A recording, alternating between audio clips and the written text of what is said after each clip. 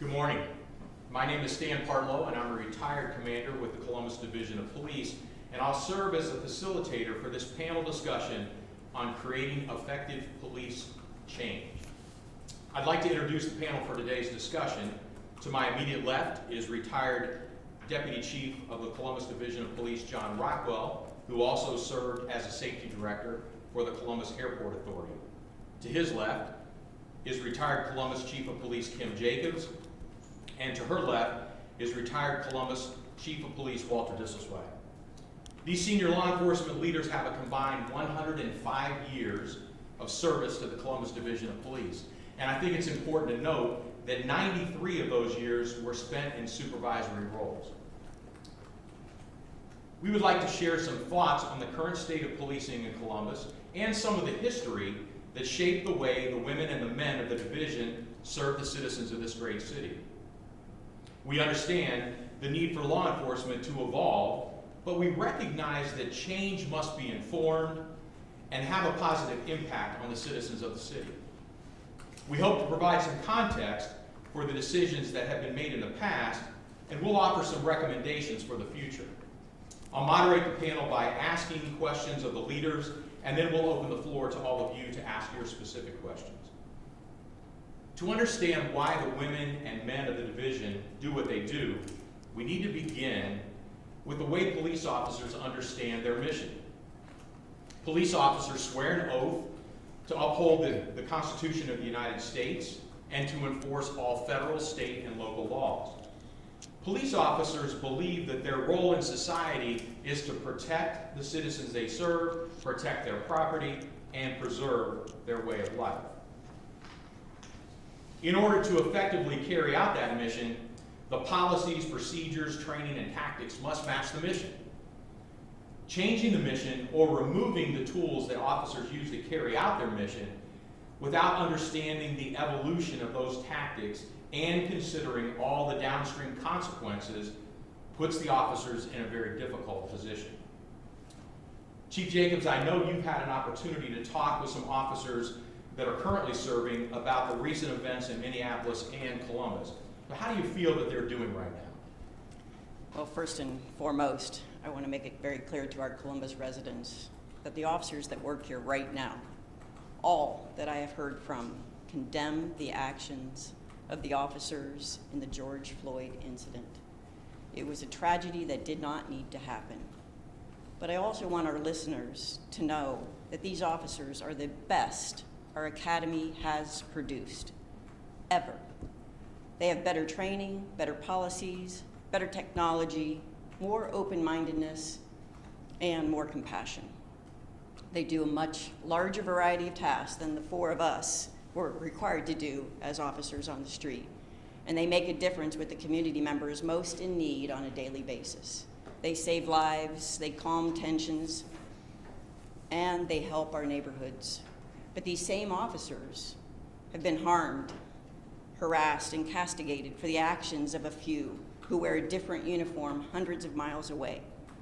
They've been accused of being racist, including by city officials, and of being murderers. They are more than a little concerned with the lack of support and outright soliciting from the city's administrators and council members for complaints. They've heard from protesters before, but this noticeable shift from praise in the past to accusatory generalizations is dismaying to them. With that said, I can't tell you how proud of these officers that I am.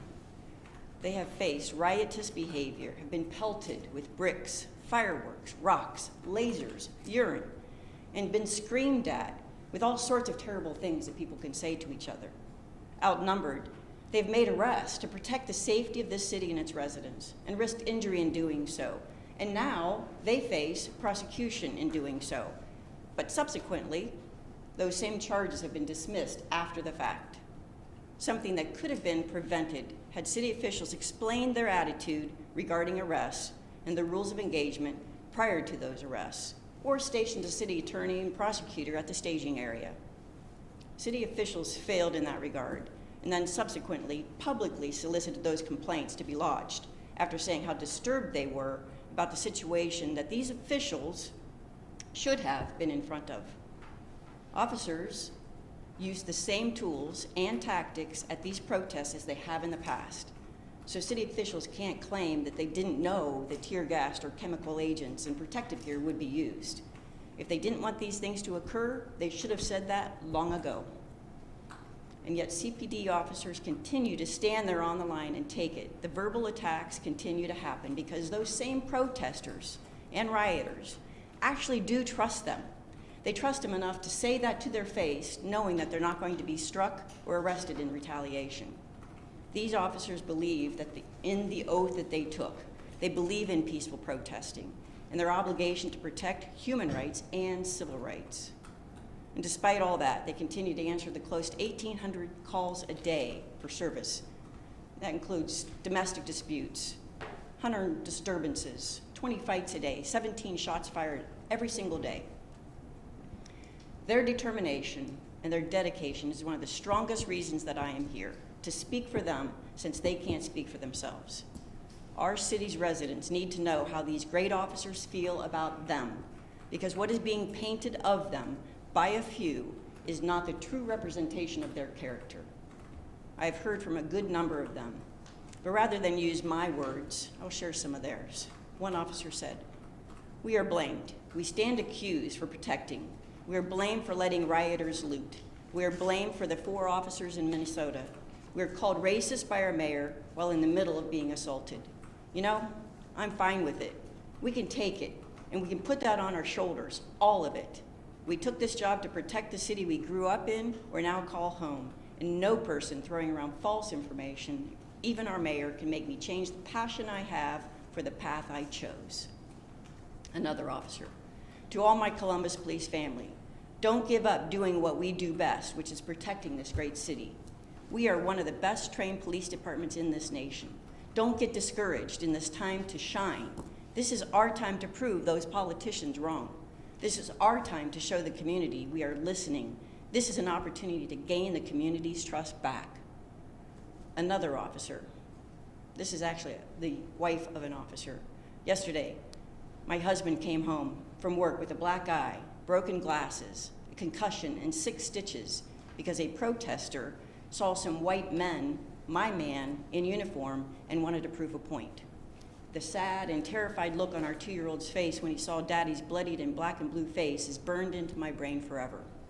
My husband is in the line of work because his whole life he's wanted to make a difference, to help people and improve relations between law enforcement and the community. To think that someone would blindly assume that the man I married could handle someone the way Mr. Floyd was handled sickens and angers me." Another one, "I stand by change. I stand for peace. I believe in justice. I will always speak up for what's right and wrong." Another one, "I thank all the citizens of Columbus for those of you that show support for CPD and those of you that keep us on our toes. I may not like what has occurred in our city, but I damn sure don't like that another human life was taken unjustly at the hands of an officer. My son told me this past weekend, 'Mom, it's not worth it anymore.' And as I pondered that this weekend, I thought about the thousands of people I came and will come into contact, and my presence may just change a part of their lives." Those are their words, they're not mine, and I hear that every time I talk to them. It's this tenacity, heart, and introspection has been consistently repeated among those we hear from. But there are also others and their family members who have expressed their fears, their concerns, confusion, and dismay at the things that are being said about them publicly and the possible changes that could adversely affect their safety or their careers. But because of their character and the culture of the division, they keep working and doing their best. And they are hearing from the people they work for. No, I do not mean the city officials, but the people in their neighborhood precincts who go out of their way to tell them how much they appreciate them and need them. Thank you, Chief. There's been a lot of discussion in Columbus regarding racism within the division. Chief Jacobs, how would you describe within the Columbus Division of Police? Well, I can tell you that the division in the past certainly did discriminate. All you have to do is do a little research and you'll know that in hiring practices back in the 70s, the city was sued for discrimination against blacks and women. They lost both suits. They were forced to change their ways of hiring. We started to diversify. We started to make a lot of changes. I myself suffered from discrimination. I myself suffered from sexual harassment when one of my coworkers walked up behind me at the roll call table and pinched me on my butt cheek and said, "Hey, Kim, are you losing weight?" That was in the 1980s when I was an officer on the street. In 1992, again, I was discriminated against based on my gender. But all of these years, there's been progress made. And throughout the years, we have not tolerated that behavior. We now investigate it. I think that the actual killing of Ahmaud Arbery, who was just out jogging, and the harassment of Christian Cooper proved that racism exists in our society. But I know that Walt, John, all of us have been fighting against racism within the Division of Police for many years. Thank you. All police leaders have had to work with the police union, the Fraternal Order of Police, when affecting change within the division. And there appears to be a fractured relationship right now between the city and the union. So Chief Jacobs, how did you work with the FOP when you proposed changes to the division policies and procedures, specifically something like the body cameras, which was a big sea change for law enforcement in Columbus? Absolutely. Basically, if it's a wage issue, an hour issue, or terms and conditions of employment, those must be negotiated. And if they're already written down into the contract, they cannot be changed by law without bargaining. And so, knowing that throughout the years that I've had to deal with the union, you sit down, I start out with the principle that I never knowingly violate the contract. And I tell all of my supervisors that I've ever worked with, that's the way that they should behave as well. So knowing what the contract says is extremely important, and then making sure that if it's a term and condition, like wearing a camera that's going to record every single thing that you do at work, that needs to be talked to with the union and figure out how we're going to deal with the issues that will come up. You know, should I turn it off now? Should I turn it off later? Do I have to turn it on when I go to the bathroom? Do I have to do all these things? Have to be discussed so that it's very clear direction for the officers, because you know that's going to be an issue that will come up when somebody forgets or something else doesn't happen. So sitting down with the union is extremely important. It's required by law. This is well-established law. All of us have been on negotiating teams. We know what it's like to deal with issues, and the city agrees to all of those items in that contract. It's not just the union saying we want this. The city agrees to abide by that particular contract. We know that, and we work with that idea, and when it needs to be changed, we give notice. I gave notice that I was going to change some disciplinary procedures. I put it out there. I said, this is what will happen if you do this. I instructed people on that. I trained them. I changed the policy, and we moved forward. It is possible to work with the union and accomplish change. Chief, I know you've had an opportunity to review the matrix report that was prepared to assess the division. Would you share your thoughts on the report and the recommendations? Yeah. There are many issues that I have with the matrix report. I live in the city of Columbus. I'm a taxpayer, so I'm concerned about how the city spends its money. $300,000 for this report, when more than 80 of the 139 recommendations were with regard to staffing. Whose prerogative is it to decide where officers are aligned? The chief of police. They gave the chief of police a whole bunch of ideas, 80 recommendations or so, on how he should distribute the officers among their assignments. For months, this company interviewed division supervisors, myself for just an hour or so, my executive staff members, and asked them how the organizational chart worked and how many people were assigned to each different unit. They spent months doing that. After months, they sent us a draft of what they thought our org chart was with the numbers. It was all wrong. It was the wrong supervisory numbers, it was the wrong officers in different units, it was the wrong org chart. When, if they had just asked, we could have given them the same information but more correct in a week, because we keep those kinds of records up to date all the time. That was one of the things that was always kept by the Human Resources Bureau. That was wasted time. Having led our major patrol redistricting plan in 2009 and 2010 with Chief Distelzweig, I and many others in the Division of Police know what a staffing project looks like, and we know how to work with the union in regards to getting that. And not bragging or anything, but that could have been done for the salaries that we pay the officers that are already on staff. But some of the other recommendations may be helpful coming from an independent agency, because they always think that we're asking for officers, right? Well, they did come out and say that we needed more officers to accomplish some of the tasks that they recommended.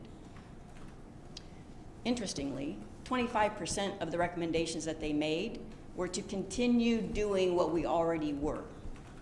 That says something, doesn't it? It says that we're doing things the right way. We're following best practices.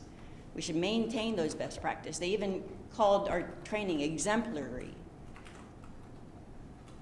And though it might not be known, the division has already implemented more than half of those recommendations already. But a couple of the matrix recommendations have been discussed much more publicly, one of which was used as justification to say that there's racism within the division. This is based on the employee survey that asked if they had ever experienced discrimination at work, ever being the issue at hand. On page 31 of the final report from Matrix, it misrepresents the question that they asked in the survey as having been limited to the last 5 years. That's what the final report says. But the question that they actually asked was ever. And if you'll go to minute 1 hour and 31 on the September 6, 2019 video of the Columbus Safety Advisory Commission, you will see where the city attorney corrects the owner of the company and tells him, the question you asked was, have you ever experienced discrimination? Even though the owner said he thought it was the last 5 years, and the final report says the last 5 years. This is a company that we paid $300,000 to. So, I've already told you about being sexually harassed and discriminated myself. That is in the past. We don't know when those officers experienced the racism or discrimination that they reported in that survey.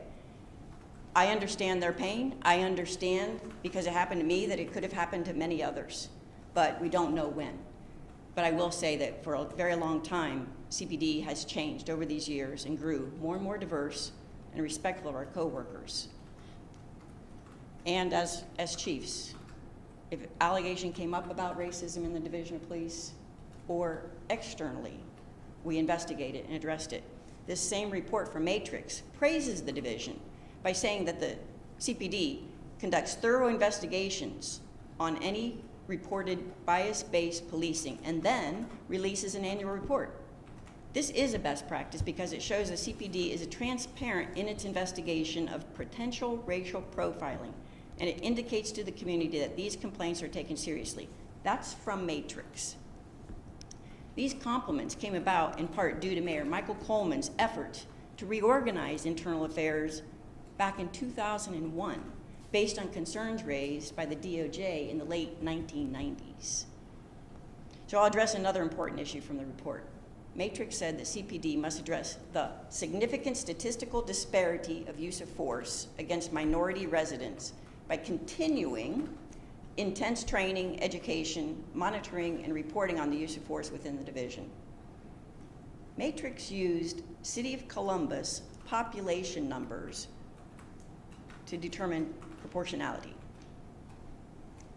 I believe that's ridiculous. That's not who we use force on. We use force on the people that we arrest. How do you explain then? How can they explain then why males got 75% of the use of force as compared to the population being 50%? You don't use the population, use the people that we've arrested. The 2018 use of force analysis report that we prepare, CPD prepares annually because, first of all, accreditation calls for it, and it helps us analyze what we're doing, and is posted online for everybody, said that in 2018, 54.8% of the people arrested in 2018 were black. Force was used against 55% of the time against blacks. Sounds very proportionate to me. Oh, and we don't just arrest people that live in the city of Columbus. So using Columbus population numbers is doubly wrong. Thank you, Chief. It's important to understand the context in which changes to policies have been made. And we know that law enforcement is an evolving discipline. And Chief Distelzweig, you've certainly seen a lot of changes over your career. Would you describe the evolution of the use of force over your service with the Division of Police? Well, I started the police academy in December of 1972. And the one piece of equipment that we were issued was a wooden nightstick in April of 1973 when we graduated. So on our tool belt, so to speak, was our firearm, a nightstick, and that was it. And so we really were pretty limited into what we could do back then as far as use of force or controlling people because we had the limited equipment that was issued at that time. And so through the years, mace was introduced, the PR-24, which was a different kind of nightstick, the expandable baton, which is again a different style. Both of those are impact weapons. We went to the taser. So when you look at the mace and the taser, non-lethal equipment that the officers carry, and that I think is the key, the non-lethal side of that. The other part of that is that we offer training on how to de-escalate situations. We had a course called verbal judo on how to deal and how to de-escalate whatever the situation was. So through those years, we've developed, the industry has developed these techniques, this equipment that the officers can use in a less lethal manner. We had beanbag rounds that you would shoot out of a shotgun, again, less than lethal, so that we are not taking human lives. And so when you start looking at the evolution of the training, of the equipment that officers have today versus what we had almost 50 years ago, we really have concentrated on that less than lethal side of policing. And so by doing that, hopefully, again, what's our job? Our job is to protect the citizens of our city, the people, the community that we police. And so when we put all these things into place for our officers, that's what we're doing. When we start looking at this defunding effort right now, they're talking about taking these tools away from our police officers. So what do? We revert back to the wooden nightstick. So I mean, we have to do some research. We have to sit down and say, why do we use the tools that we've been given? In 1993, we started the Citizens Police Academy. I know that because I was a commander and I'm the one that started it. And then Lieutenant Jacobs and Lieutenant Mary Cairns ran the Citizens Police Academy. So we've done these community-oriented programs to let the citizens know what we're all about. We also developed a crisis intervention team, and Chief Rockwell will talk about that. Again, to de-escalate these situations with, a whole variety of the citizens and the community that we deal with. So almost 50 years now, when you look back at where we started, at least where I started, and where we've come with our training, with our equipment, the whole focus in a way has been less than lethal. Chief, a follow-up question for you on that. We understand that City Council is seeking to limit or eliminate the use of chemical agents, which as you described are intermediate, less than lethal weapons, in crowd control scenarios. And the idea is to prevent the chemical agents from being used on nonviolent protesters, and I don't think any of us would disagree with that thought. But describe for us the challenges that police officers face when they're dealing with large crowds and what the alternatives might be if we eliminate the use of those agents. And again, I have to, revert back to history. I mean, we had shotguns and bayonets 50 years ago. And so we have evolved again with equipment, with training. We have CS gas, we have CN gas, we have smoke canisters that we throw out there. We have knee knockers, which I know People talk about the knee knocker side. But every one of those is a less than lethal use of force.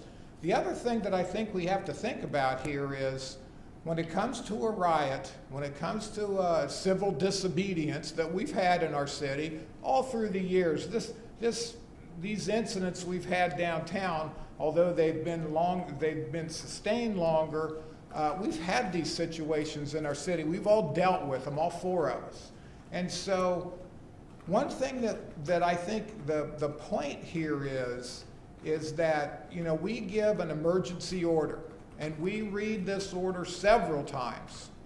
And in that order it says, clear the streets. And so once we've given that order, and then a period of time evolves, I don't know what the period was this time or these times, after that, you're in violation of the law. So are you an innocent bystander, peaceful protester? Absolutely not. And so at that point, you are in violation of the law, subject to arrest. But let's also think about downtown for just a minute. We have residents that live in downtown, people that's their home. And so we have protesters, civil disobedience, people violating the law in the middle of our streets. So if one of our residents downtown needs EMS, needs the fire department, needs a police response, how about if they need a ride on a COTA bus?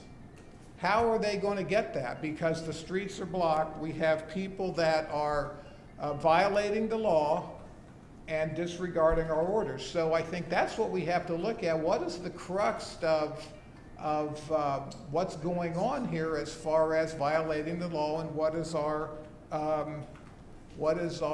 response to that? When we start taking these tools away from our officers, not only are the officers in jeopardy, but the citizens are. The protesters are. We talked about this in one of our discussions. Protesters were injured by other protesters, by getting hit in the back of the head with a rock or a brick or a bottle filled with ice. So it's our job to protect those people. And we have to make it safe for everyone, but also we have to remember there are residents that their home is downtown Columbus. Chief Rockwell, you have a comment? Yeah, one thing that we need folks to realize is, as Walt so eloquently put, we are there to protect everyone. We are not taking sides. We've had to go to situations where it was disgusting. The KKK rallies, obviously, we hate the KKK. But we had to be there. We had to make sure that nobody was injured in any way, shape, or manner, and that free flow of traffic occurred and that sort of thing. These guys have had to do this for years. They've had to be down on campus and be pelted down there, and they've got that down to a science now. They've done such a great job developing, progressing over the years on how they handle these situations. How much do you even hear on campus anymore? They've done such a fantastic job down there in dealing with that sort of thing. But what we have is we have people who go down there to exercise their First Amendment rights. We are totally supportive of that. As Kim said, there's not one cop in this country that supports what happened with George Floyd. Not one. I guarantee you. But we go down there and we have people who are down there exercising their rights as they should, expressing their concern. We express the same concern. But intermingled in that crowd are people who are not there for a cause or there for an excuse. And they are engaging in violent activity, they're engaging in property destruction, and it's our job to not allow it to happen. And as Walt said, we do give verbal warnings. We explain to them that we are going to use chemical agents to clear that if they don't move, because there's property destruction, there's violent activity, it's dangerous in there. And unfortunately, a lot of the people who are down there exercising their First Amendment rights don't move when that's given, and that's not just given one time. The last thing we want to do is use non-lethal force or any force against peaceful protesters. It's the last thing we want to do. Unfortunately, we are outnumbered. We have a limited number of officers. We have a lot of things going on at once. And if you go back to the first night, a couple of months ago, that happened downtown, there were a lot of, if you listen to the 911 tapes, it's unbelievable what these officers went through. and how thinly spread they were forced to the situation they were forced to be in. And they had to do what they had to do. And am I saying that every single officer down there did a perfect job? Probably not. We're probably going to find that there are individuals who could have done a better job, and that's being reviewed. That's what we do. We've done that for decades. We review what we did, we debrief, and we correct those mistakes. And we are a darn better department for doing that every time we do it. And one of the things that we as executives in our training and the FBI training and all the things that we've gone through is that there's a thing called mob mentality. And you tell me who in that building down there on Broad Street knows anything about mob mentality. And we've studied it, we've looked at it, there's been studies on mob mentality. And you as a peaceful protester go downtown and you want to exercise your First Amendment right, totally within the law. And then you get caught up in this mob and things start happening, and the longer that this goes on, the more violent this mob becomes. And so we understand that as law enforcement. It's one of the things that we study. So we know more about how this crowd is going to react because we've been there, number one. We're veterans of this type of activity. But also, once that mob mentality takes over, we've kind of lost our case with how are we going to handle it now. So that's something that anybody making decisions on what we're going to do and what we're not going to do and what equipment we have and what equipment we can have need to do a little study on mob mentality. Thanks, Chief. I know when you were chief, you had an open door policy with the media. Could you describe for us the benefit of having that open and transparent relationship, and also the value of the chief's office or senior leaders within the division being able to get messages out very quickly to the media about things that are happening within the city? Well, one of the critical parts of our job as executive is the media. You are the ones that get our story out. You are the ones that, if we need to have information out, whether it's a crime, whether it's something we did very well, you're the ones that do that. And you're the ones that control that message. So it's I had an open door policy with the media. I mean, my old friend Colleen here, she can tell you that whenever the media called, I never did not talk to the media. Now, I may not have told them what they wanted to hear, or I may not have answered their questions, but I never one time did not talk to the media, because sometimes in our job there's things we can't say. But overall, that open door to the media and that chief being able to talk to the media, have a reporter call and say, hey, what about this or what about that? You guys all remember Carol Looper. Carol Looper would call and say, Chief, what do you got? What's going on? What can you give me? And I can say, Carol, I don't have anything right now, but if something comes up, you'll know about it. And so, or a reporter would call and they would say, okay, Chief, here's what I know, and give me the story. And I'm going, whoa, how did you get all of that, right? But then I would either say, I can't comment on it, or what, so you've got to have that open dialogue with the media. And so when we have a gag order against our police department, how does their message get out? How do we know the good things that are going on, that the officers are doing every day? And how do we get that message out that we're not censored in what we say? So, and when I was chief, social media was not the way it is today. So I did not really interact on social media at all. So today, social media is so fast that that story is out on social media, whether it's true or false. Well, then how, as a police department, can we either correct that information or affirm that information if we're not allowed to talk about it? So social media really has changed the game for a lot of areas, not just law enforcement. So as the chief, if a social media post is out there and there is incorrect information in that post, we need to correct that as soon as we can. We cannot send a memo to someone, have that person look at it, talk to somebody else, talk to another person, and then say, no, you need you to write it this way, and then release it. It's too late. So the open door policy, the interaction of the chief with the media, in my mind, is absolutely critical. Chief, I know that over your career, you had the opportunity to serve as a pilot with our helicopter unit, and you also were a pilot with the National Guard. Could you provide us some insight on the effectiveness of that tool, that law enforcement tool, and also maybe comment on the number of helicopters that were in the fleet? Because I know that when you were commander, deputy chief, and chief, you were heavily involved in some of those decisions about how we purchased the helicopters and ultimately how we built the fleet up. Well, you know, we've had helicopters for close to 50 years now. It's hard to believe it, it's been that long. But, you know, our helicopters have been compared to military helicopters. And let me tell you, I am a military, Army, Ohio National Guard pilot, helicopter pilot. I flew gunships, I flew scouts, I retired flying utility helicopters. Our helicopters are not military helicopters. They're observation platforms. They are the eyes in the sky, so to speak.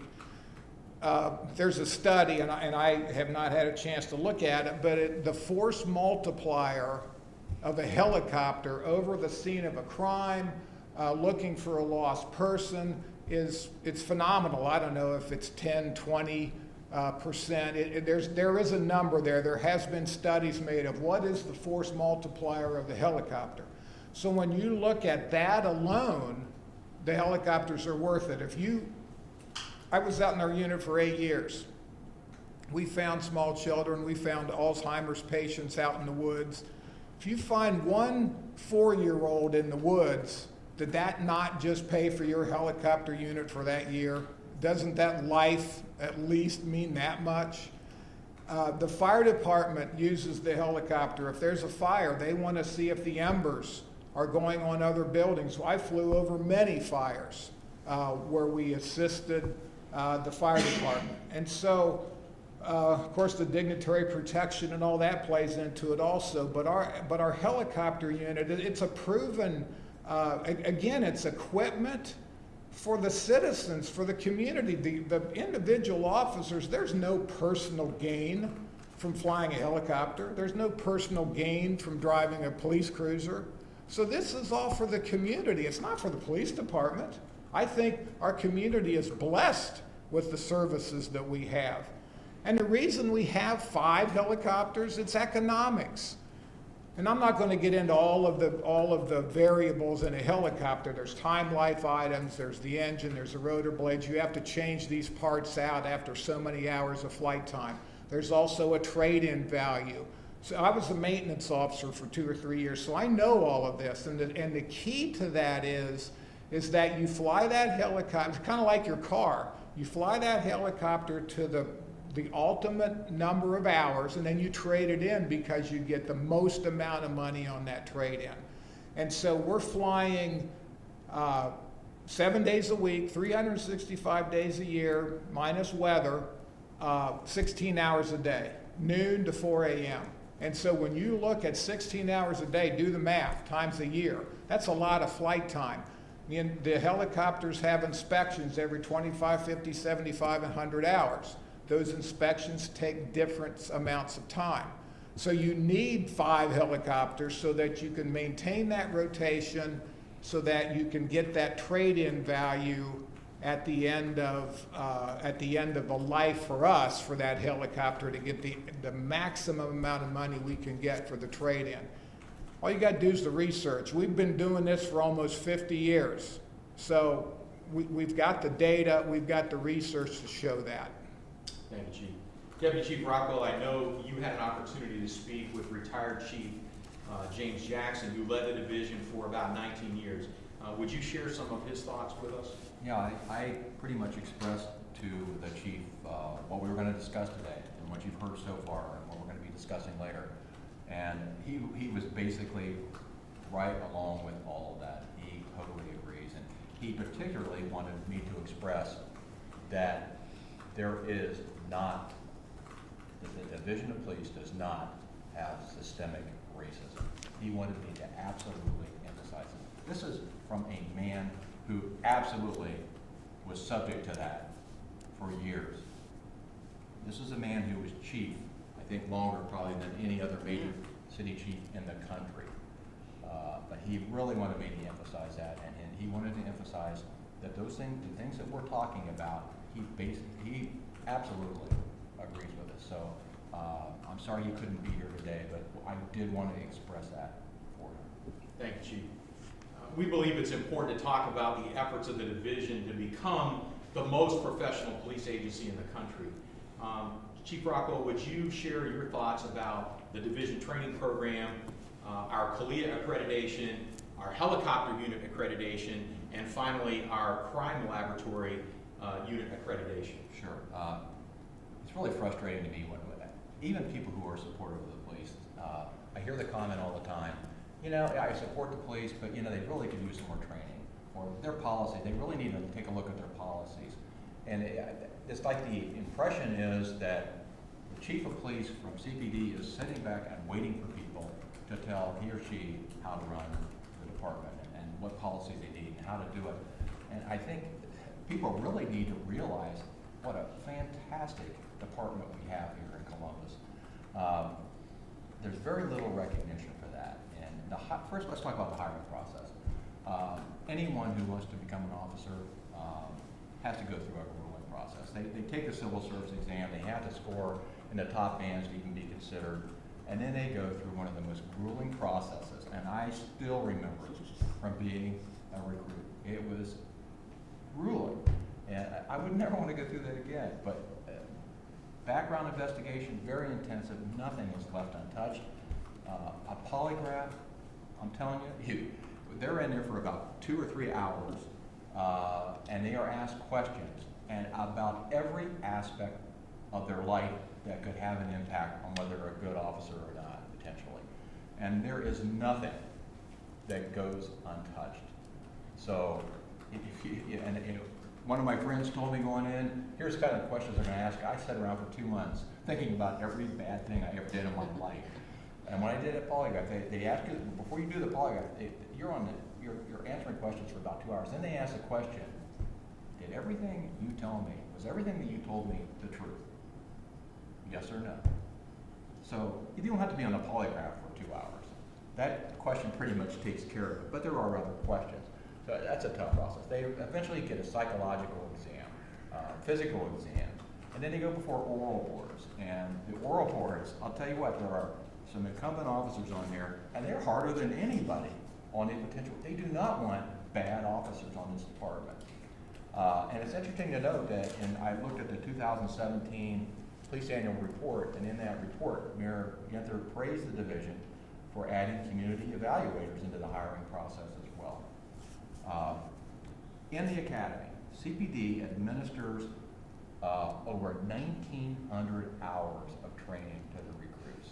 There's this misconception that they just pick somebody off the street, give them a badge and gun, and go, here you go, see you later, have a good time.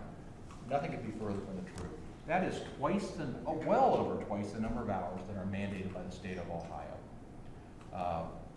Defensive tactics is part of that. There's a mandate by the state. We pretty much double the hours mandated for that as well. There's a state proficiency exam that every recruit class has to take before they graduate. CPD is consistently the #1 ranking agency on that test. They average 91% on that test, which is amazing. Incumbent officers also receive training. It doesn't stop at the academy. They get approximately 40 hours of training every year, not counting firearms and some of the online training they do. They are trained in subjects such as arrest, search, and seizure very, very thoroughly by our city attorney's office. Defensive tactics, driver's training, response, pursuit driving, domestic violence, and myriad other subjects. I could go on for an hour about all the training. There's also legal training that they have to do online, in which they actually read it online, answer questions, have to pass a test, so that they are up to date on what's going on from a legal standpoint. Many officers have taken the crisis intervention training, and this is an amazing program. If you've never heard of it, it's something that in the early 2000s, I got called over to the director's office. And there was a gentleman from Memphis, I believe, PD. They had been through a situation that nobody wants to go through, where one of their officers had to kill a person who was mentally disturbed, was acting out and had a knife, and there was a big uproar about it. And they took a look at it and they said, how could we have done things differently? What could we have done to prevent it taking that life? So they started this crisis intervention program. He came to us and he said, you need to take a look at this. And I was thoroughly impressed. This is intensive training. It's 40 hours of training in conjunction with Neck Care, Central Ohio Psychiatric Hospital.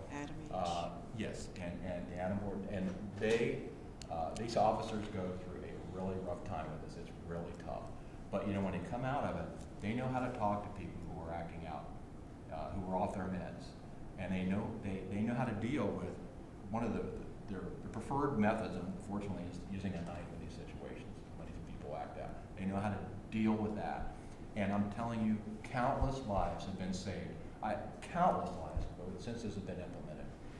It's an amazing program. It was so important to us that we implemented it as required training for every recruit. So every recruit now coming out of the Columbus Police Academy is CIT trained. Also, one of the things that I know Kim has been involved in this, we send our officers, 100 officers a year, go to Washington, D.C., to the Holocaust Museum. We have a great partnership with them, and this is not a field trip. This is intensive, grueling training where they look at what happened. They look at history. You know, World War II, the French police were complicit in what happened to the Jewish folks. They were complicit in that. We don't want that to ever happen. We have human rights to protect, and our people are right on top of that. In spite of what you're hearing or not hearing from our administration and others, these people are right on top. Our officers are extremely concerned about human rights. And if you talk to any of them that have been, it's an amazing experience for them. And we've had other folks go with them, right. Citizens, who have witnessed this. Many of our officers, in spite of the stereotypes that are put out there, have associate, bachelor, master's, law degrees, and some even PhDs. Many have advanced training such as the FBI National Academy, Southern Police Institute, Northwestern Command School, and a number of others. So no, we don't just take anyone off the street and give them a badge and a gun. And somebody needs to talk about that.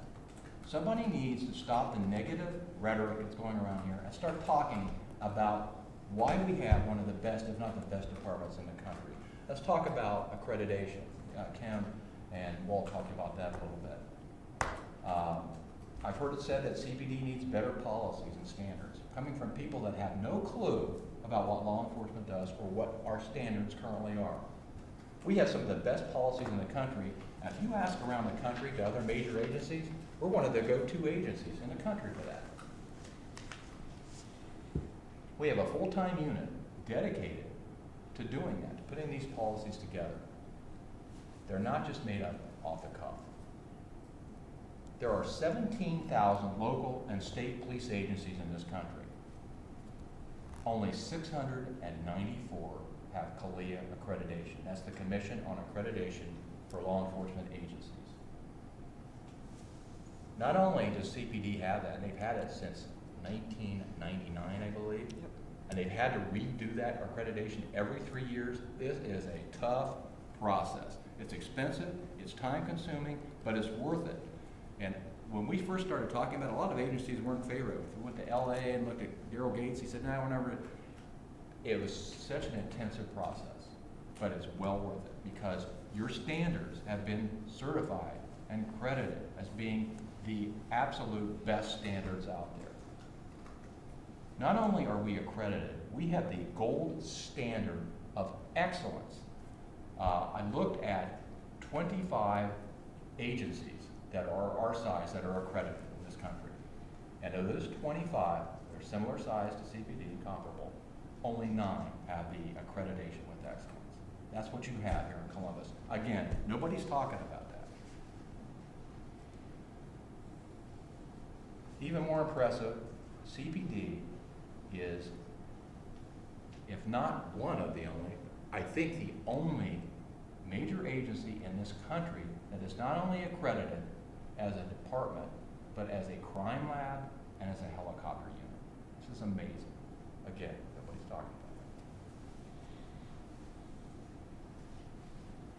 it. The administration, council, and others act as if CPD has been floundering and is waiting for someone to tell them what to do. As I've explained, nothing could be further from the truth. Talking about, when people start dictating policy to CPD, and these people have no law enforcement experience or training, it's dangerous. It's dangerous to our citizens. It's dangerous to our officers. A couple examples. Look at the chokehold. There was a comment made that I'm going to make sure that CPD eliminates chokeholds. Well, you know what? That occurred 35 years ago. Look at the policies. The policies, by the way, are very transparent. Go to the website. They're there. We want everybody to know what our policies are. Take a look at them. They're amazing. They cover everything.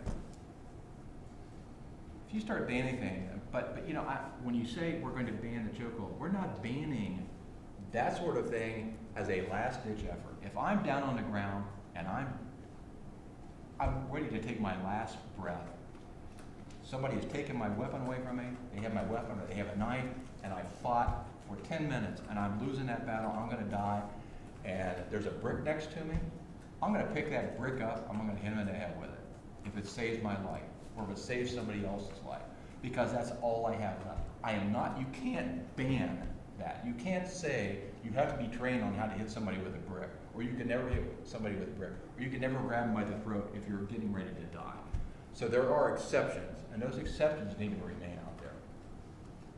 There's also talk about officers should give a warning anytime they use their weapon.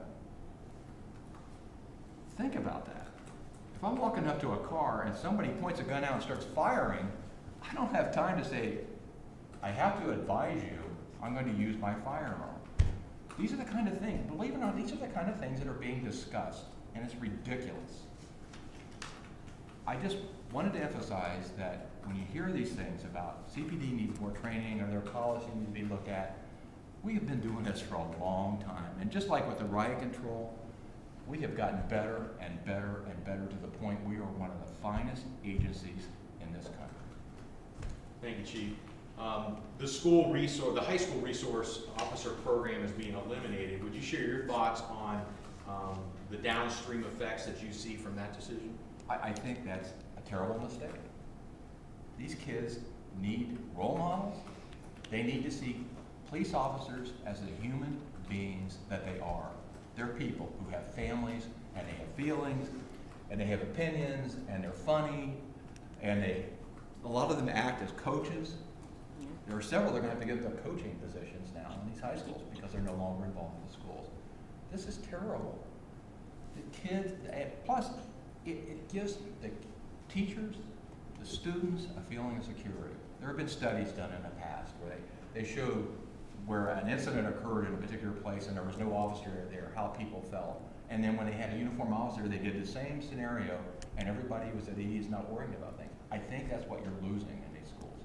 And you're losing the great relationships that we've established in these schools and with these kids that will last forever. Thank you, Chief. So I'd like to close this discussion with the discussion on the civilian review program that's been proposed by the administration. And I'd like each of you to comment on the concept and then offer some recommendations for successful implementation if that program is ultimately launched. So Chief Jacobs, as the most recent chief, would you provide your thoughts? Certainly. First of all, a lot of people say that we need to hold officers accountable. During my 7 years of tenure as chief, I recommended termination for 23 different police officers. Now, some civilians, arbitrators and such, gave them their jobs back, a few of them their jobs back. But the chief of police made a recommendation for termination for 23. In addition to that, another 17 personnel resigned while they were under investigation by the division for potential terminal offenses. I also recommended long suspensions for a number of people. I also found 13 personnel who had used force outside of policy. A lot of people think we've never ever done that, and that's just not true. I also found several uses of firearms outside of policy as well. One way to look at the outcome of accountability is to look at lawsuits and their outcomes. A recent news story also raised the fact that $1.7 million of taxpayer money has been used to settle use of force lawsuits since 2010. A little research shows a very different story in most other major cities. Phoenix spent $26 million in just 10 years. Milwaukee spent $21 million in just a 2-year period from 15 to 17. Boston spent $36 million in 1 year, 2015. San Diego spent $25 million, a city very comparable in size, spent $25 million over 8 years. The fact that $1.7 million was spent on use of force lawsuits in the city of Columbus shows that we do hold our officers accountable, and we have a very good reporting process and complaint process, and we don't use a lot of excessive force.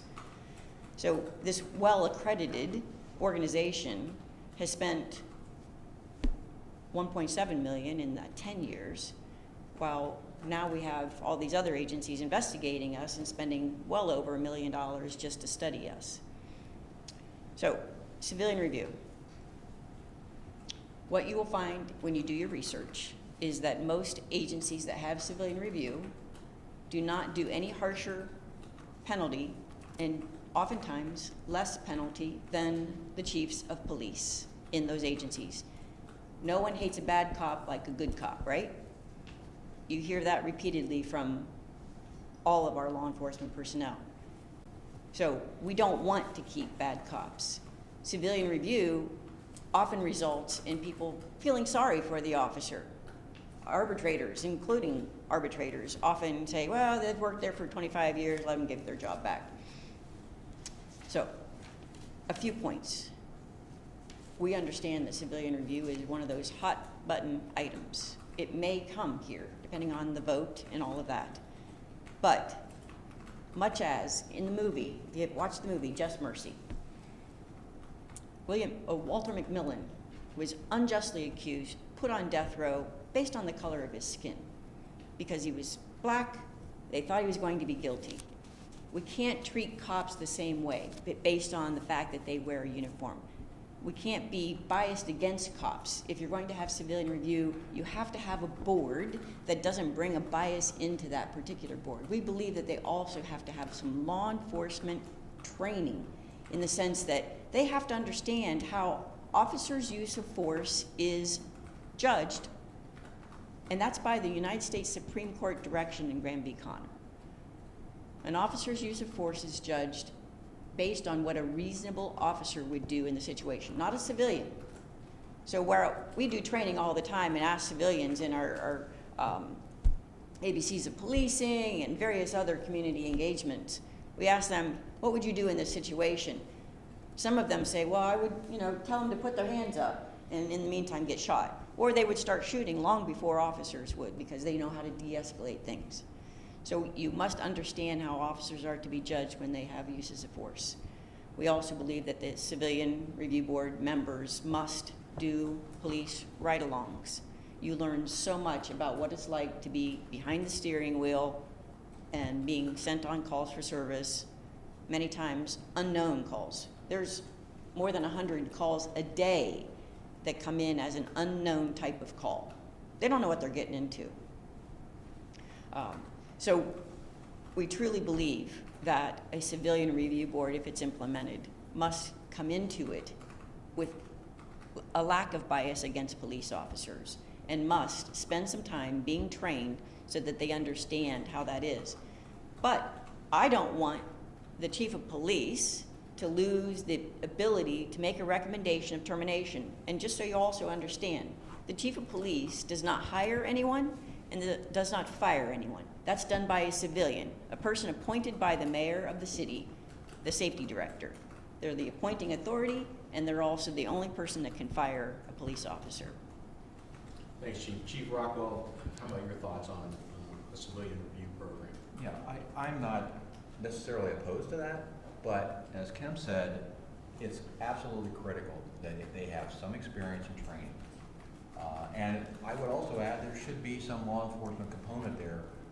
Someone who is retired, has some expertise, if not on the board, but at least there as a reference. Because if you don't understand what a cop does, if you don't understand arrest, search, and seizure, if you don't understand what they go through, as we've discussed, when they're on the front lines of a riot or whatever, you're not going to make the right decision. You're not going to make an informed decision.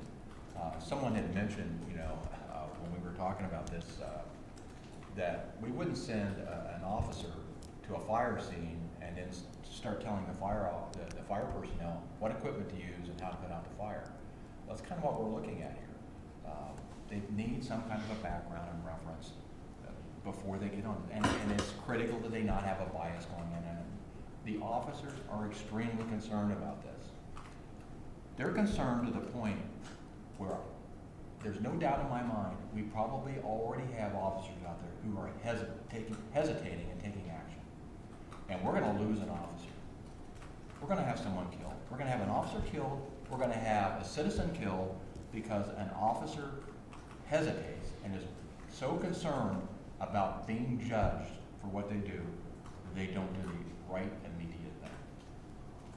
Chief Justice White, please close us out on this topic and provide us your thoughts on a civilian review program. Well, the voters of Columbus are going to determine whether this happens or not. And as a resident in the city of Columbus, as a taxpayer in the city of Columbus, I'm a voter. But here's my question as to this Civilian Review Board and also this IG position. The latest news out of City Hall is that the details on this board and this IG will be worked out after November. Well, how can I vote on something that I don't know what I'm voting for?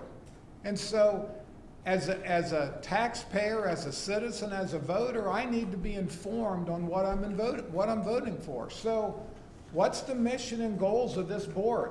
What's the authority of the board? How are they appointed? What's their term of office? Kind of members, what numbers of members are they going to have? Are their meetings open to the public? What's the makeup of the board? Is there going to be like an attorney? Is there going to be a human resource person? Is there a minority? Is there a retired law enforcement?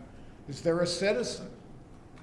Can a board member be removed for whatever actions? What are the qualifications and the job descriptions of the IG, number one, but also these board members? And so as you've already heard, what training do they have? They should be mandated to go to the Citizens Police Academy. They should do a ride-along, in my mind, every quarter. They should have a policy, they should have a review of all of our policies. Why do we do what we do? And they should have a legal review. A Graham versus Connor, that's the Bible of use of force in our country. It's been that way since Graham versus Connor. And it's amazing. You read Graham versus Connor and you read our use of force directive, our directive mirrors what the Supreme Court of this United States says as a law enforcement officer, this is what you will do. And so when you look at these policies, the board has to know what they are. They have to understand them. They have to go through the decision course on the use of firearms. They should go through the red man suit when you're being attacked by someone. And so this board, it's just not a board that we throw together in a week and now you're deciding the fate of some police officer. So all of these things, in my mind, should be all there's no transparency on this Citizens Review Board right now because we don't even know what's going to be composed of, what their training is going to be, who the members are, and the IG position. The mayor says the IG position is not attached to the mayor's office. Who's appointing the IG? The mayor. So all of these issues need to be worked out before the voters can be informed into what they're voting for. Thank you, Chief. We appreciate the opportunity to come before you and share our thoughts on the current and the future state of the Division of Police. We've all dedicated a significant portion of our lives serving the citizens of this city and the women and the men of the division. We are passionate in our belief that this is the greatest city in America with the most professional police agency in this country. We recognize that the city and the division must continue to evolve to effectively serve the citizens. And we're committed to that success. We stand ready, willing, and able to be part of that solution. And we're happy to take your questions. Mike? Go ahead. Oh, go ahead. Would, any of you can answer this, but would any of you want to be back at the division right now or back in late May and June when the protests were happening? And how would you have handled it differently? Absolutely.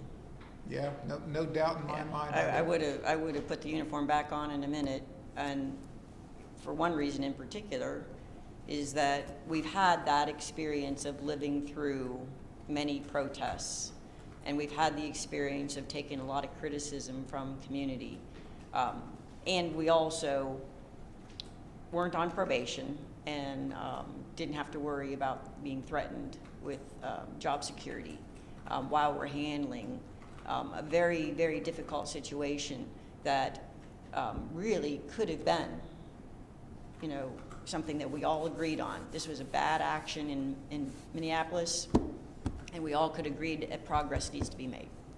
I would have loved to have been there. And the thing, I was not there. I've seen some video. You all know, you can look at a snippet of video and that's not the story. And so I can't comment on anything that happened those days downtown. However, just from my experience, there would have been a lot more arrests.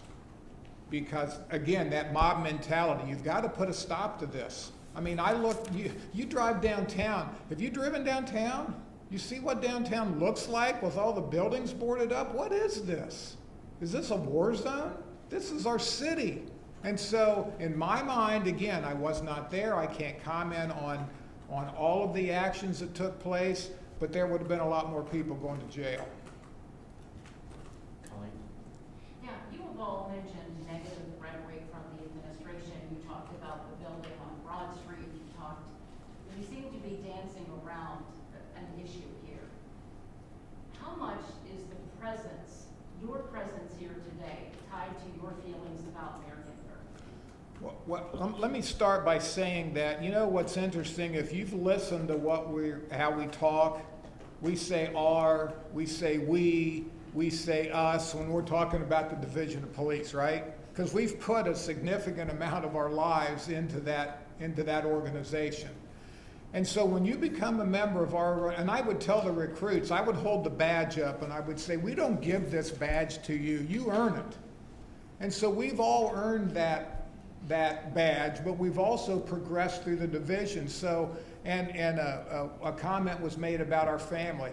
The police department is our family. I don't care if you've been retired 50 years. The police department is our family, and we are seeing now, I don't know why that line has been drawn in the sand between the administration, the FOP, and the police department. And that line has got to be taken out. We've got to sit down and talk about these issues. And the other part of it is we have people making comments and they don't know what they're talking about. We've got council members talking about the number of helicopters we have. You know what you ought to be talking about? How many shootings did we have last night and what are we doing about it? The other part of that is instead of taking equipment away, we need to be adding equipment and we need to be adding officers. So that line's got to disappear and we've got to sit down at the table and this is our city. We've got to figure out why these things are happening and take some action. And you know what? Police, arrest people. You know, you need to go out to the academy. And I picked it out because I helped with the building of the academy. But Abraham Lincoln, and I can't think of the quote right now, but Abraham Lincoln said, character, you can judge someone's character when you give them power. Okay, so when I tell the recruits, I said, you know, as a law enforcement officer, you have the power to deny someone their rights, their freedom. And you've got to do that following the Constitution and all the laws and ordinances that we subscribe to.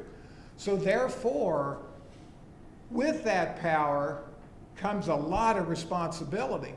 But on the other side of that, you've got to understand what cops do. And we're getting a lot of comments made about the helicopter and about track vehicles. We don't have any track vehicles. So what is it that we really have? What do our policies really say? And as Chief Jacobs talked about, our stats, look at our stats. And so I don't know what's going on downtown, but it's got to stop. Well, one of the things that I think is extremely important is that the police don't make the laws. They just enforce what's on the books. If you don't want things to be enforced, you take them off the books. If you don't want people to go, then tell the cops not, because they shouldn't be chasing anybody down the alley if the biggest thing that's going to happen is the officer gets in trouble when the person resists arrest. They don't run down an alley unless they're trying to resist their arrest. So if they don't want the laws to be enforced, if they don't want people to stay in jail, then tell the officers, because they'd be more than glad to not have that wrestling match with somebody that they might have to use force on and now potentially be prosecuted. So it's not really just one person in City Hall. It's a failure of leadership to actually trust what's going on with the police, that they actually know what they're doing. We've been doing it for a long time. They know what we've been doing, how we've been doing it, and they've never said don't do that until everybody's saying it. Until it's more politically correct to criticize the police than it is to criticize the criminal behavior that's going on. We're used to mayors and others that support officers defending their lives righteously. But now we're not even getting that. We're saying we're getting, solicitations of complaints against officers and not trusting the officers to do the right thing. I just believe there's a failure of leadership, a failure of trust in the police leadership. And if they're going to change the rules in midstream, then tell the police. The police will take direction. I mean, we only want to police our community as it wants to be policed. And we've been led to believe that all of this was okay up until the last few months. And now all of a sudden the elected officials are saying, oh no, we're going to change everything. So it's not a surprise the way we've been doing things, but they need to at least say what laws they want to be enforced. And if they don't want them to be enforced, don't risk officers' lives when they're doing that. The mayor was a safety chair for years. On council. How many negative things did you ever hear him say about the Columbus Division of Police? I don't remember any. Why all of a sudden are CPD officers bad? What happened? George Floyd? Was that their fault? Why are they being punished? Why are they being judged? And why are they not getting due process now? Do we not want to continue to recruit the best officers out there? Who wants to be an officer now with this going on in this city? Do you know how low the morale is in this city right now for the officers? Do you know how many of them are looking at early retirement or saying, my family doesn't want me to do this anymore, or my family's getting threats, or my kids are getting threats from their friends, or they're complaining about my dad being a police officer, they come home in tears. There's one person who's responsible for this. And you know what? We can work as a team. It doesn't have to be like this. This mayor has an opportunity to not just come down unilaterally with directions, but to act as a partner with this police department. This is something that's not going on across the country. If you look at the major cities, they're all in turmoil right now. He has an opportunity to set the standard, to hit a home run. And I really, we're not here to slam the mayor or the council or anything. We're here to say, you've got a great department. Take advantage of it. Seek out their experience and their knowledge of what we ought to be doing. And if you need change, let's talk about it intelligently. Don't just ram it down their throat without thinking about what the repercussions are going to be. So yeah, I feel real strong about that. I think at one time, Mayor Ginther was a great safety chair. We got along great. I just don't know what has happened. What has happened other than what took place in another part of the country to bring us to this? What are we doing to our city, and what are we doing to our department? I was chief when we had the Summer of Violence, if some of you remember. And one of the, we had, I don't remember now because it's been a few years, but we had 2 or 3, I think, police-involved shootings. People with guns, and it was the summer of violence that was how it was kind of labeled in the media.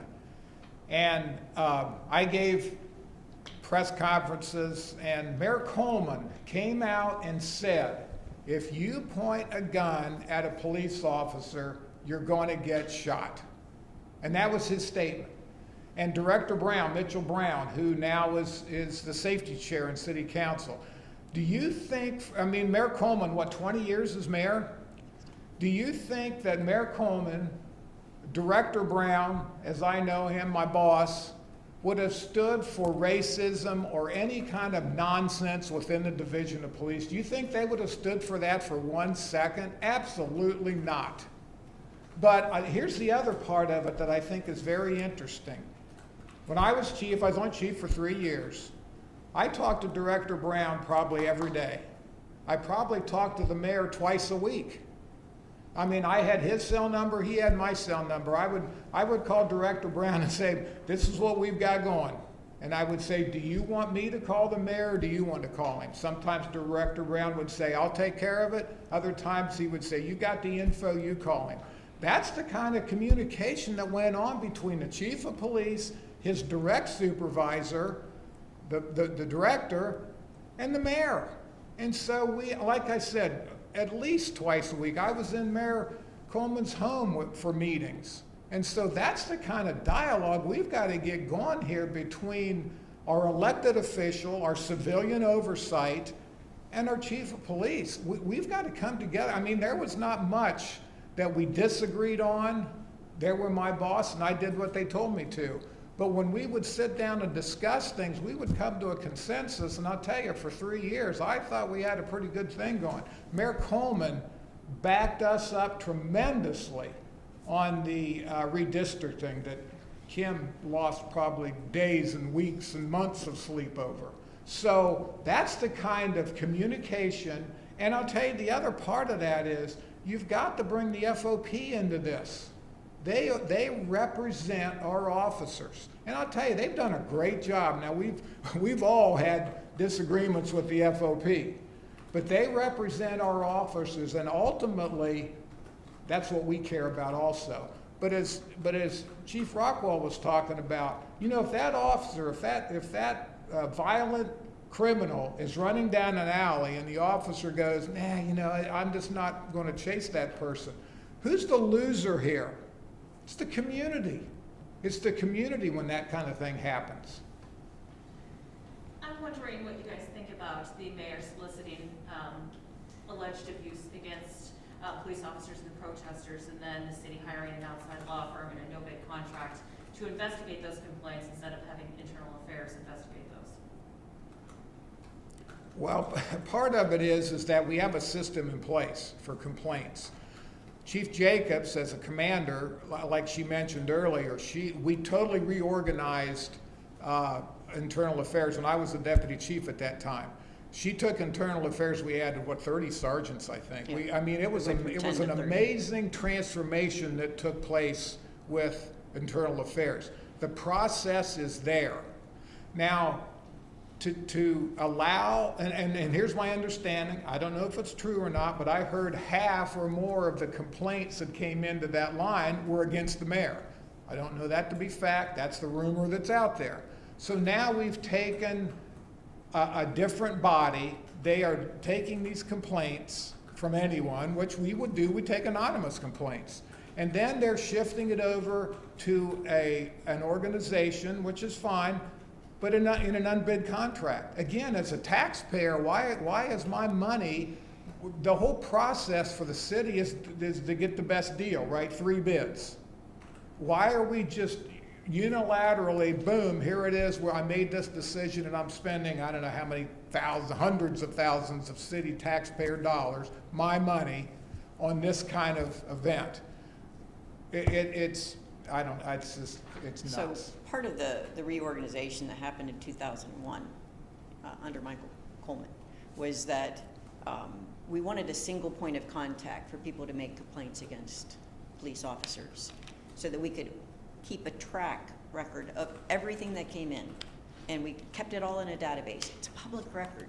We compiled all that information. We knew how many complaints there were. We knew how many investigators we had. We could assign them out to different investigators. If you don't call the police about a complaint against the police, how can the chief of police fix a problem if they don't know about it? So if complaints are diverted away, those people are going to be handled differently than the people that have chosen to go the path that the division, the safety director, and the mayor have always said to use, the route through the complaint system of internal affairs.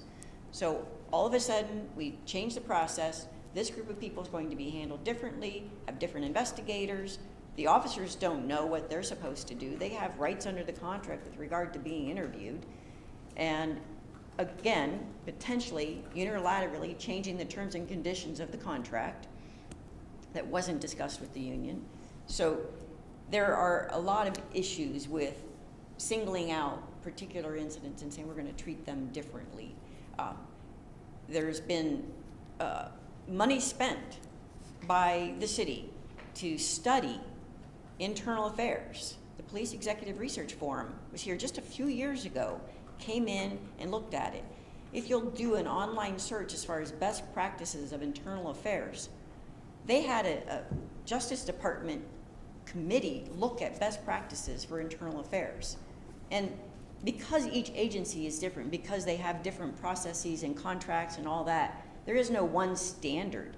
But I will argue that this internal affairs structure process is one of the very best in this country. We have completely independent supervisors assigned to investigate that don't have any direct reports and do not work in the chain of command of the officers involved.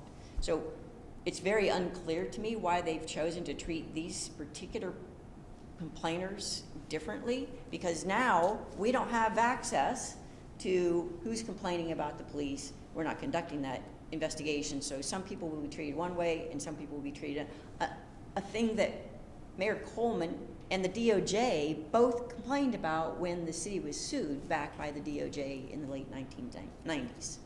And Chief Jacobs really hit a major point here about the public records.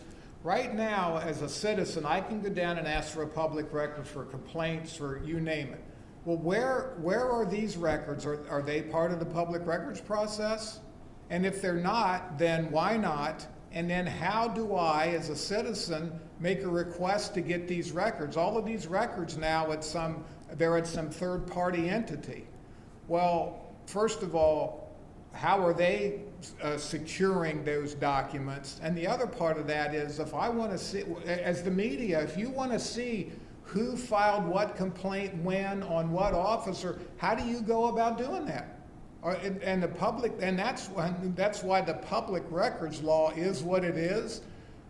I guess I ask you, try to get these records and see if they'll give them to you. It's public records. The other part of that is, if we don't have access to these records, our database for this year for complaints is going to be so skewed that it's going to be meaningless. So I think just from the public records side of this, what are they hiding? I'm the lowest ranking person here, but I have to make a comment on that. The other thing that we lose with that process is the context. So I'm not sure who the investigators are, but do those investigators understand the way those officers were trained, the orders that they were given by their supervisors in the field? It may very well have been that the officer that was seen on the video was told by the supervisor on scene to clear that crowd. Well, if that's the case, then the accountability goes to me as the supervisor. Are they going to understand that? Are they going to know that? Are they going to understand all the things we talked about relative to the training that we do? And so if you don't have people that don't understand, again, how the division works, it's very difficult for them to make a valid judgment about whether it was within policy or not.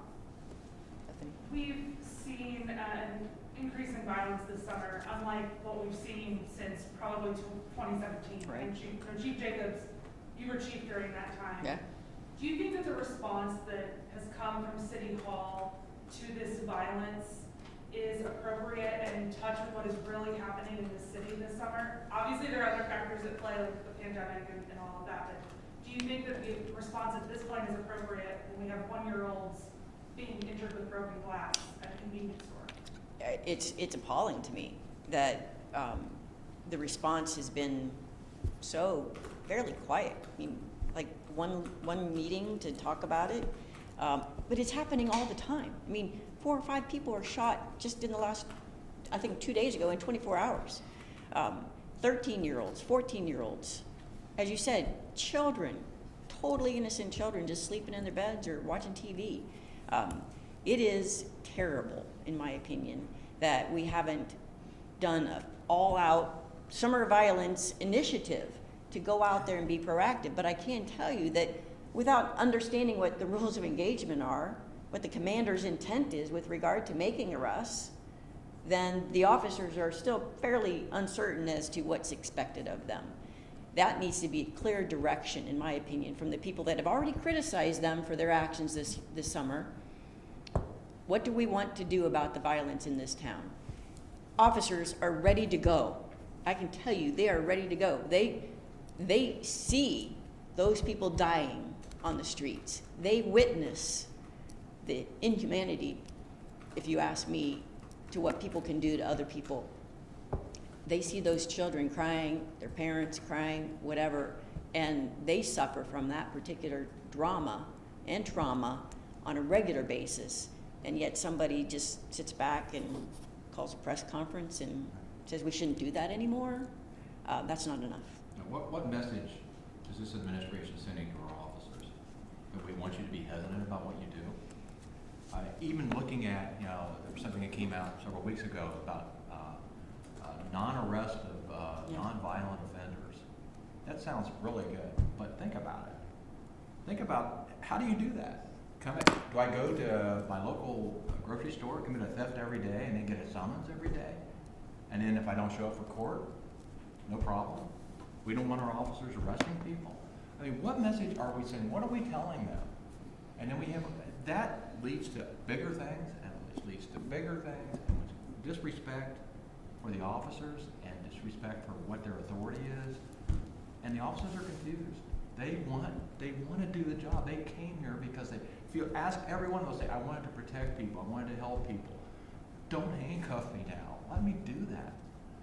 My question and your question should be, where's the Director of Public Safety? This is the civilian oversight of the Division of Police.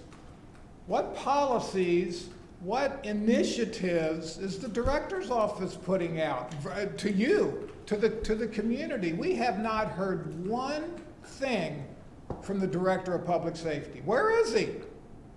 What's he doing? Does he read the paper? So, I mean, when you're talking about leadership here, from the chief's perspective, Director Brown was my immediate boss. I took my marching orders from him and the mayor, but Director Brown had specific things he wanted to see accomplished. He had things that he didn't want to see, and we communicated that back and forth. But where's the director? I mean, it's a department head in the city government of the city of Columbus, and the guy is mute on all of these activities. Where is he? I'm wondering, you're all talking about changes that you think should be made. You have all been in very powerful leadership positions and would have resented someone looking over your shoulders. How do you think Chief Quinlan should take this, or do you believe you are speaking for him today? I don't necessarily say that we're speaking for him.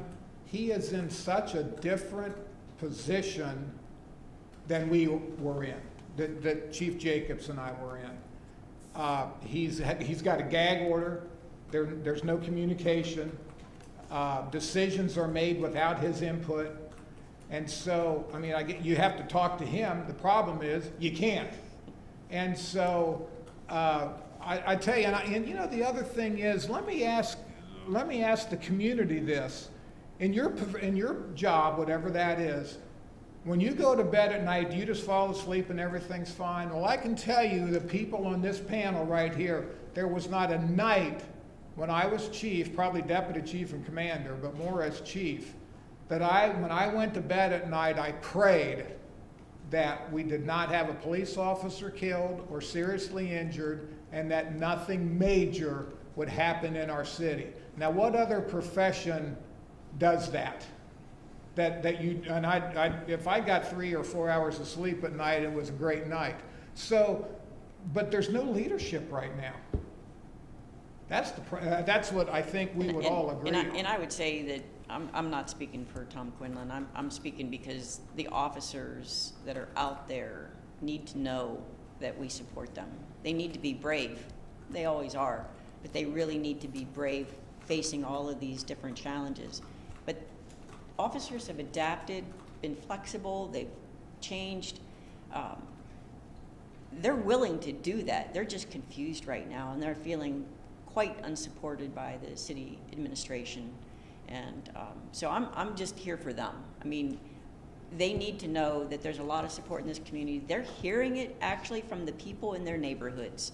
You know, I went to a substation to talk to officers in an inner city substation. I had 14 officers there, and they told me that the people go out of their way in that inner city precinct to say, we need you. We don't understand what's going on downtown. We don't understand these protests. We need you in our neighborhood. We want you to be here. We like you. That's what needs to be heard by the citizens of Columbus and our officers in CPD. I think Chief Jacobs makes a great point that police officers throughout their history have always had someone looking over their shoulder. It's the nature of the beast, whether it's the legal system, whether it's the civilian review at the administration level, whether it's the public. I had the pleasure and the honor of serving with my father. My father started in 1961. He told me stories about a day when there was no Miranda warning. There was no Terry versus Ohio, which is the stop and frisk rule. There was no Tennessee versus Garner, which is the fleeing felon rule, where literally in the city of Columbus, if you broke into a pot machine at a gas station, stole some quarters, ran from the police officer, you might get shot. And he shared with me that when all of those laws changed over the early part of his career, the old timers, the people that got hired in the 40s, threw their arms up and said, we can't be police officers anymore. We'll never be able to figure this out. Well, guess what? They have figured it out, and they continue to figure it out, and they will always figure it out because that's what they do. The body camera situation, people like us, not Chief Jacobs because she was there, but people like me said, oh my gosh, how will police officers do their job? And guess what? They're doing it phenomenally. And in most cases, those body cameras have exonerated the actions of the officers and shown that they're doing the right thing. So, Colleen, we've always had someone leaning over our shoulder, telling us what we needed to do, but the issue, and I think Chief Jacobs did a great job saying it, they need direction. What is it that we're supposed to do, or they're supposed to do? And once they achieve that direction, they'll figure out a way to make it work. How does the drug seizure process, using the funds, how does that work? And did you ever get resistance in getting those requests approved? All of us have. One of the things that we discussed was the evolution of our weapons. You know, all of us were issued a baton when we went into the academy. And then as the years went by, we continued to have these incidents involving people with, you know, mental health crisis, right? And we all took somebody to net care for treatment, and sometimes had to fight those people to get them, you know, there. So one of our sergeants back in the early 2000s said, we need to have a better way. Can we use a taser? Well, Chief Jackson looked at that and said, that sounds like a good idea. I know I got tased in executive staff. I'm not sure if everybody else here got tased in executive staff, to try it out, to see what that was going to be like. And we implemented that. But guess what? There was resistance from city council because somebody thought that it would be treated, you know, used the wrong way, yes. And so Chief Jackson had to use seizure funds to buy one of the best, less lethal weapons that officers have had in the last 20 years. That has reduced the use of force. When all of us came on, one of the standard ways of subduing someone was using either baton or a metal flashlight up against somebody's head, splitting their head open, and taking them to the hospital to get stitches. That was the standard use of force. Last year, we had 0 strikes with a weapon. Since we've gotten the taser in 2004, use of force with a weapon has gone dramatically down.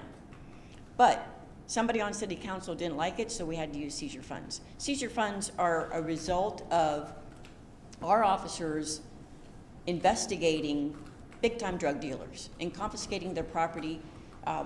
What happened just recently, y'all know about the doctor that was running a pill mill. His estate was seized before his death, and the division's part of that was close to $8 million. That's the biggest lump sum that the division has ever had. Usually it's 500,000 here, maybe several hundred thousand there, whatever it might be. That was a huge factor. We anticipated that was going to come. When I was chief, Mitch Brown and I have gone around and around and around about this. I believe that the 300 accidents that officers are involved in every single year are a result of the fact that we don't have driver's training for just regular everyday training. We do driver's training for pit and for high-speed stuff, but I wanted to build a track. Well, if you give us $1 million in seizure funds, then we might put it on the capital improvements thing.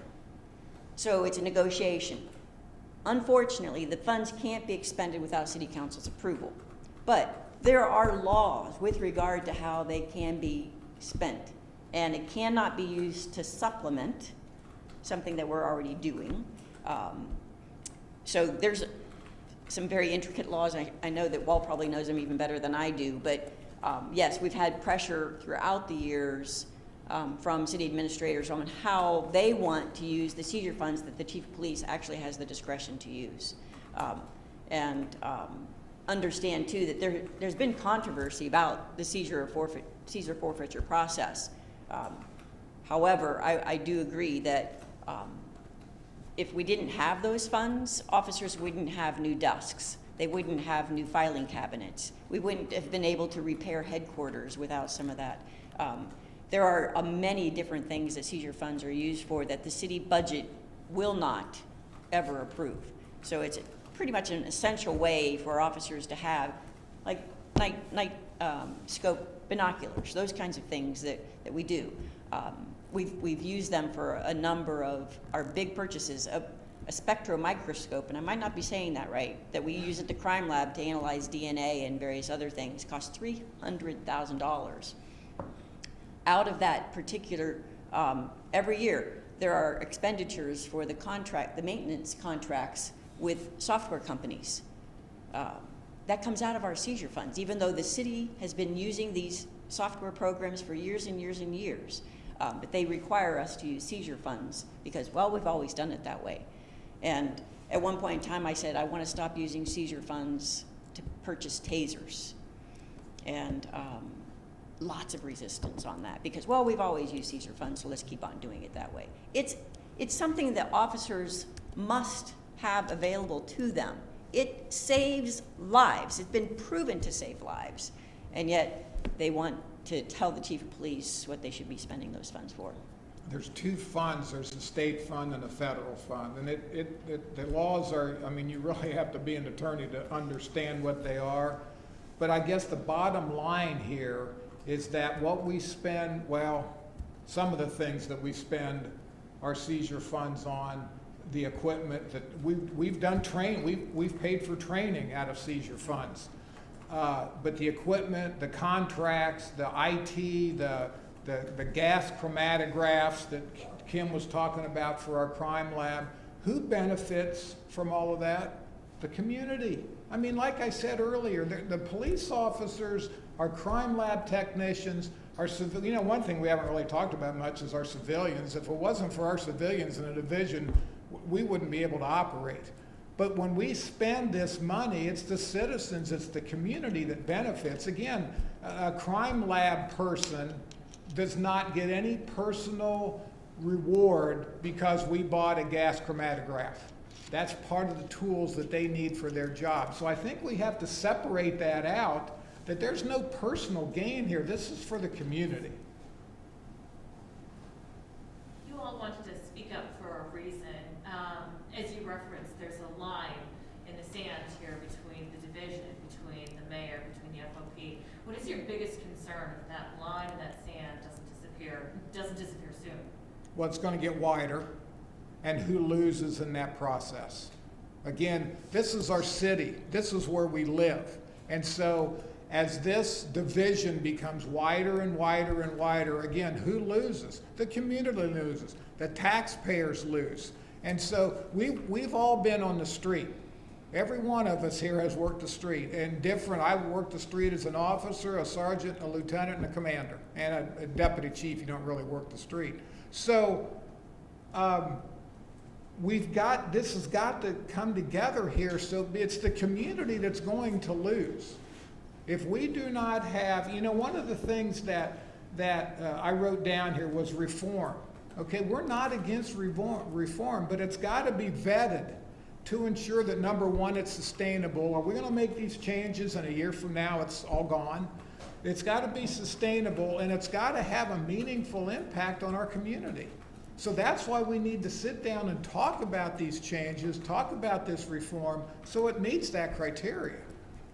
I always say that if an officer feels good about the support that they receive and the leadership that they receive, they will do their absolute best work. And if officers are feeling, put upon, their morale is low, they're being pelted, they don't know what direction they're supposed to do, they don't know what laws they're supposed to enforce, there is confusion. And so we know the citizens will suffer. We know that more people will get shot. We know that things won't get as quickly investigated.